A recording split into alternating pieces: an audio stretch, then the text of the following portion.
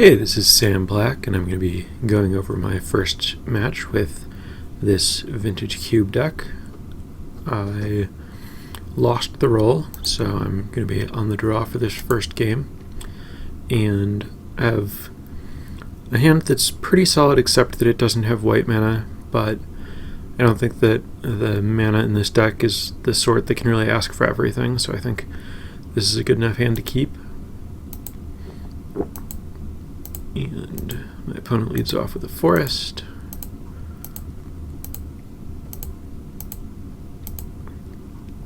And Green Sun Zenith for Birds of Paradise. And I draw an Arbor Elf, so now I can either play Arbor Elf or Simic Signet. Or I can just play Porcelain Legionnaire. Either the Arbor Elf or the Simic Signet would allow me to cast Kitchen Finks or Edric on the following turn. However, if I draw a land, I can cast either of them anyway. And Porcelain Legionnaire in play now is as good as Kitchen Finks or Edric in play the following turn. And if I draw a land, then I can potentially draw a card with Edric, so I decided to play the Porcelain Legionnaire. And my opponent plays Garruk, which clearly doesn't want to trade for Porcelain Legionnaire, so it just makes a wolf. And I draw Voice of Resurgence, which is not a card I'm looking for here. So clearly I'm going to attack the Garruk, and my opponent's going to have to block with the wolf. And again, I can cast either Simic Signet or Arbor Elf, and if I cast Arbor Elf, Garruk can just kill it and flip, so it's clearly better to cast the Simic Signet, so my turn here is pretty straightforward.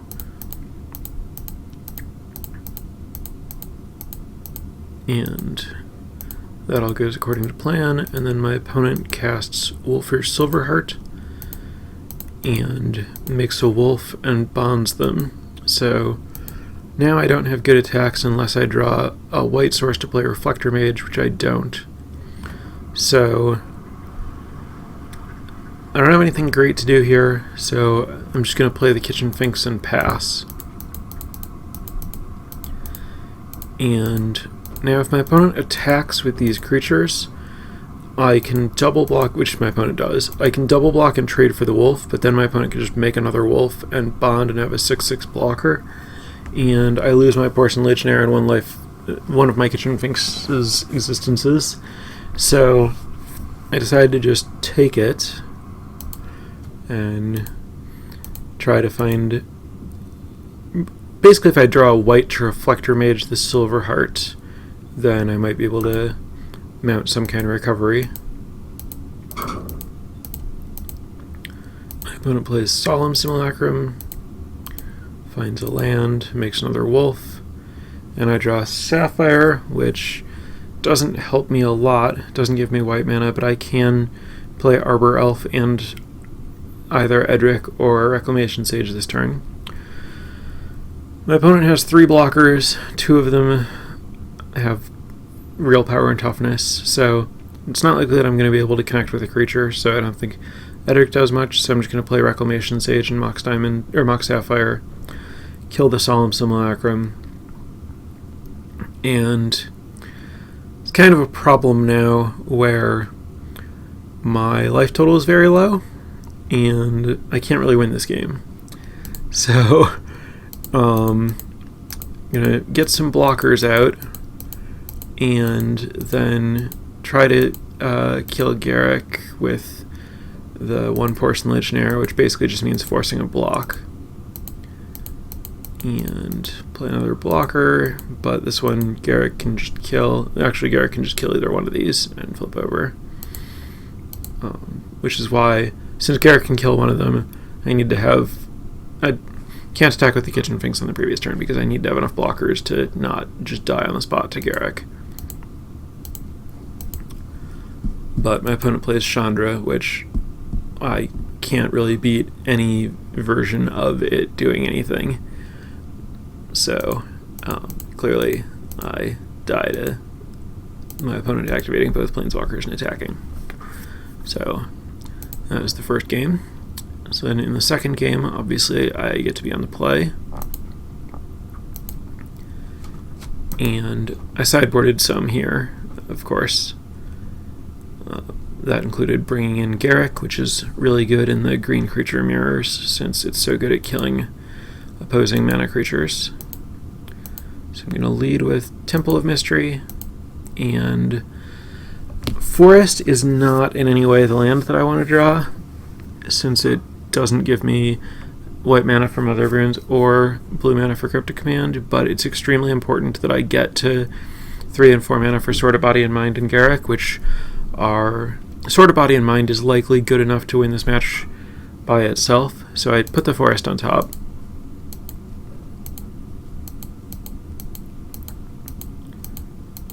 And play Porcelain Legionnaire here. And my opponent doesn't do anything. So I'm going to attack, and then I'm just going to play the sword rather than the copter because hitting with it is so powerful. And unfortunately my opponent has Izzet Charm for it. And then my opponent has Wall of Roots, so I draw Sapphire, which I probably shouldn't have played before combat, but it doesn't really matter one way or another. I attack. My opponent blocks with Wall of Roots, so now I can finish off the Wall of Roots with Garruk. And because the Wall of Roots doesn't have power, it won't flip the Garruk, which is probably for the best here. Then my opponent plays Fiery Confluence and chooses to kill Garruk and Porcelain Legionnaire, which is pretty bad for me. So now I just follow up with Smuggler's Copter and Arbor Elf. And my opponent doesn't have a real follow-up here, just sword with no creatures. So that's going to let me kind of back into this game that I'd potentially fallen behind in because my hand was not castable. Celestial Colonnade actually lets me cast both of my cards, though not immediately. So here I can either discard the island and play Colonnade and then have these 2 spells that I can cast later, or I can discard the Colonnade or Mother of Runes to play the island to have Cryptic Command up. So I think that given that I'm currently connecting with Smuggler's Copter and my opponent has a Sword of Body and Mind, which means that things are going well now, but it's easy for my opponent to turn that around. I think it's important to get Cryptic Command up as soon as possible. So I'm going to discard the Mother of Runes so that I can play the island so that I can have Cryptic Command up on my opponent's turn. And then keep the Colonnade to cast white spells in the future. And my opponent plays Eternal Witness, which would be able to get the Fiery Confluence, which would be able to kill everything I have, and also the Witness threatens to attack with Sword of Body and Mind. So this is a very easy decision about Cryptic Commanding. And then my opponent follows with another sword, which is about the best I can hope for, since the swords... I was already invested in stopping my opponent from hitting me with a creature. Now I just continue needing to do that. And I draw Stoneforge Mystic, which is a pretty good draw, although I can't cast it this turn based on what I have so far. So I'm going to activate Smuggler's Copter and attack. I have no need for this Simic Signet. So I'm going to discard that, play the Colonnade, and I don't really see any advantage to holding the Cloudscape. I'm really just trying to end the game before my opponent draws a creature. So I'm just going to fire it off and bounce one of the swords to set my opponent back a bit of mana. Obviously the one that gives protection from blue is scarier than the one that gives protection from black. Here my opponent has a pretty good play in Chandra to clear the board and then have a threat, except that I have Smuggler's Copter. So here we see in cube vehicles doing exactly what they do against Planeswalkers in Standard, and I'm lucky enough to have a creature in reserve in my hand in Stoneforge Mystic to power the copter, so this is going to go well. Play Stoneforge Mystic, get my other sword, crew the copter. My hand is pretty perfect here, so I'm expecting that I'm going to discard whatever I draw, but for those of you who might remember Luis's looter debate, I think that this is a spot where it's very clear that always loot is the correct course of action. I'm not confident that these are literally the two best cards in my hand. Off the top of my head, for example, Mystic Snake would be better than either of them. So I attack with Smuggler's Copter and draw Trigon Predator, which has a few things going for it. I can cast it this turn, unlike Ojutai, and it answers these swords that my opponent has sitting around, which are potentially my opponent's best way back into the game. So I decide to discard Dragonlord Ojutai and keep the Trigon Predator. Kill Chandra and play the Predator, and now my opponent's on an extremely short clock. And my opponent plays Nissa and turns Temple into a 4/4. I probably would have used the Temple to cast the Nissa and turned a Mountain into a 4/4 to keep blue mana around, but it doesn't matter very much. And so here, everything works out really cleanly here, where I can play the sword, equip it to the Trigon Predator, animate the Smuggler's Copter with the Stoneforge Mystic, attack my opponent with the Trigon Predator so that I get the Trigon Predator's trigger and the sword's trigger, and then use the sword trigger to finish off the Nissa. And I still get the Smuggler's Copter, even though the Smuggler's Copter, I still get the Smuggler Copter trigger even though it's attacking Nissa, because it doesn't trigger on damaging the opponent, it triggers on attacking, and attacking a Planeswalker is sufficient. So basically I just get to do everything.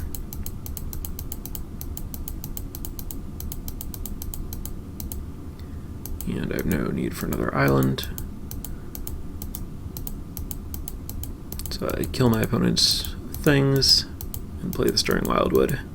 And clearly my opponent loses from here, given that they hadn't been able to do anything better than that the previous turn, and now they're being threatened by Colonnade or Wildwood in addition to these other cards they hadn't been able to deal with. So that's the end of that game, and then for the third game, I will be on the draw again, and I have a pretty solid hand. My opponent has shown me 2 swords, so having Reclamation Sage for those is nice. I have all my colors of mana. I have an early creature and a versatile answer for my opponent's Planeswalkers. So I'll just play the Colonnade and pass. My opponent plays a Smuggler's Copter and, very importantly, misses a land drop. Here I can either play Simic Signet or Voice of Resurgence, and either way I'm going to have 3 mana next turn, and I'm almost certainly going to want to cast a 3 mana spell next turn. So I think it's clear that I can play the Voice of Resurgence. Also, since I have a 4th land, not only am I going to play a 3 mana spell next turn either way, but on turn 4 I can play the Simic Signet and another 3 mana spell, whereas if I play the Simic Signet now, then I guess on turn 4 I could get the Voice of Resurgence into play still, but then I just don't have 2 turns to the Voice of Resurgence attacking, which is clearly worse. So play the Voice. My opponent's just going to attack with the Copter, looking for land, discard Ancient Grudge, which is a little annoying, but my hand is not in any way reliant on the Simic Signet, so not that big of a deal. And importantly, my opponent still fails to draw land even with the Copter. So I'm just going to attack with the Voice and play Reclamation Sage to kill the Copter so that my opponent can't keep looking for land. But my opponent draws 1 here and has Wall of Roots to continue developing their mana. So I could Oblivion Ring the Wall of Roots and attack for 4, but I think that it's too likely that my opponent draws out of my attempt to mana screw them. Like, I don't have a good clock here. I have an okay clock, but I think it's safer to keep the Oblivion Ring as an answer and just continue deploying threats here and let my opponent have their mana. So I'm just going to attack to push 2 damage, but my opponent plays around the Garruk that got them last game when they blocked with Wall Roots, so I actually get to push 4 damage. And I'm just going to play the Trigon Predator and the Wildwood. I could note that I had previously talked about playing the Signet and the Trigon Predator this turn, but since I don't have anything else to cast, it seemed better to get the Wildwood down and be able to threaten attacking with that. If I had played the Signet, then maybe I should have played the Signet. I think that I somehow convinced myself that I wouldn't be able to attack with the Colonnade, but actually could if I had played the Signet on the following turn. If this were still in my hand and I'd played a Plains, I could, and played Signet and Predator, then next turn played another Plains, then I'd have 4 lands in play and Signet to get to 5 to be able to activate Colonnade, and then I'd have 6 power in the air. Not playing Signet and playing Wildwood instead was probably a mistake. Opponent plays Garruk and makes it Beast, which is not very impressive. And I'm just going to hit Garruk. I boarded in Thada Adel, which is not a good thing to have done. I think that I was thinking that my opponent had islands based on that Temple of Epiphany that they clearly didn't care about the blue from. That was really weird. So, anyway, cast Thada.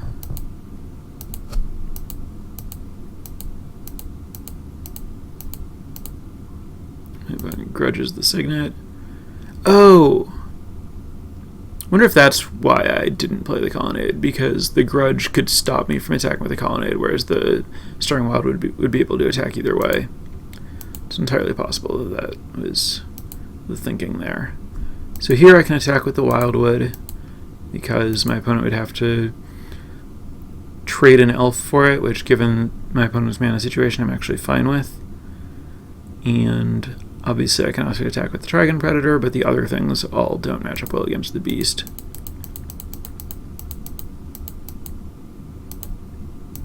My opponent doesn't want to trade anything. My opponent plays Chandra, which is fine. It gets to kill one of my creatures. Not that big of a deal. So I draw Mox Diamond, which gives me the blue source that I needed to animate Colonnade, and decide that it's worth taking a turn. My opponent's on a 2-turn clock to the Colonnade, but I decided that it's worth taking a turn off of hitting them to clear the Chandra. I think that given my board presence and Oblivion Ring, I can just play this safe, answer my opponent's cards as they play them, and have an inevitability rather than needing to close as soon as possible. And it's pretty scary that my opponent could use Chandra to generate mana to play something really big that I'm not expecting and can't answer, like Dragonlord Atarka. I guess I have Oblivion Ring for Dragonlord Atarka, but maybe something like getting up to enough mana for Woodfall Primus, whatever it's called, the Persist, destroy a permanent thing, the 6/6 trample. My opponent has Fiery Confluence to kill my creatures and my Mox, so now I can't activate Colonnade anymore. So here I can either attack with Wildwood, or play Edric, and Oblivion Ring. I believe I go for the Edric and Oblivion Ring line. No, I go for the attack with Stirring Wild line to preserve the Edric. Alright. Oh, yeah, because Oblivion Ring doesn't make any sense, because Edric only gets this up to a 2/2, so either one of these things could block it, so I can't actually draw a card with it. So I decide that I just want to attack for either half my opponent's life total or force a chump block, and save these things for later. That seems totally reasonable. I get the chump block. Now my opponent plays Silverheart and bonds with the Wall of Roots, and that is enough to call for the Oblivion Ring. I draw a land so that I can Oblivion Ring and animate the Stirring Wildwood to either force a chump block or hit my opponent for 5 now that the Wall of Roots is down to 2 toughness. And my opponent goes for the chump block and falls to 4.